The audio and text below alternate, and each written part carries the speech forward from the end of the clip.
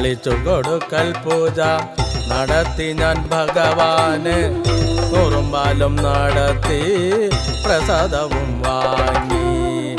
തളിച്ചു കൊടുക്കൽ പൂജ നടത്തി ഞാൻ ഭഗവാന്.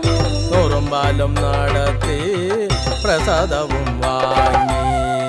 നിത്യവും കുറി തൊട്ടു ഭഗവാനെ സ്മരിക്കുമ്പോൾ മനഃശാന്തി എന്നിൽ നിറഞ്ഞൊഴുകിയിടുന്നു.